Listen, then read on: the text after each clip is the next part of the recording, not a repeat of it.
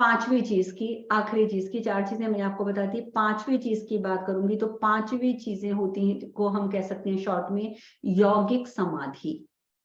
ठीक है, यौगिक समाधि में आप जानते हैं कि अष्टांग योग में 8 धारणाएं होती हैं। 8 मतलब भाग माने जाते हैं अष्टांग योग के, जो माता पार्वती को महादेव ने सिखाए थे और जो उसके बाद उन्हीं के सहारे हमने भी शिक्षा ली। तो आज जैसे कि हम लोग कलयुग के निवासी हैं, हम उन 8 में से सिर्फ 5 जो हैं वही कर पाते हैं।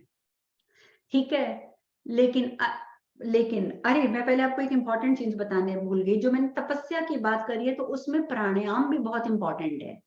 अगर आप अलग अलग तरीके से तपस्या कर रहे हैं, व्रत कर रहे हैं, तो अगर आप प्राणायाम भी रोज करते हैं तो वो भी तपस्या में काउंट होता है, इसको याद रखिएगा।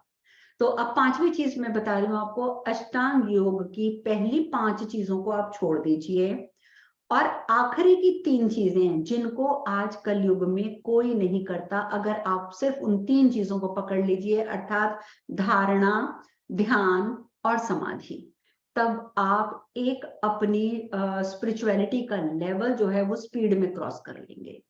आप एक ऊंची हाइट तक, एक ऊंचे मुकाम तक पहुंच सकते हैं यदि आप धारणा, ध्यान और समाधि को इस्तेमाल करते हैं। तो बाकी इसमें जो योगा है, प्राणायाम है, यम है, नियम है, जो पहले के 5 अष्टांग योग के भाग हैं, वो तो हर इंसान कोशिश करे तो यूज कर सकता है, लेकिन आखिरी की 3 चीजें स्पिरिचुअल ग्रोथ के लिए सबसे ज्यादा जरूरी होती हैं, जिसको आप ये भी कह सकते हो कि धारणा मतलब कंसंट्रेशन, ध्यान मतलब मेडिटेशन, और समाधि तो आपको पता ही है कि समाधि लगाना।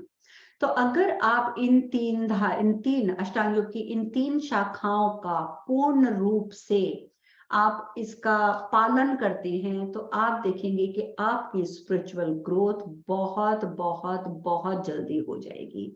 तो ये थी 5वीं चीज।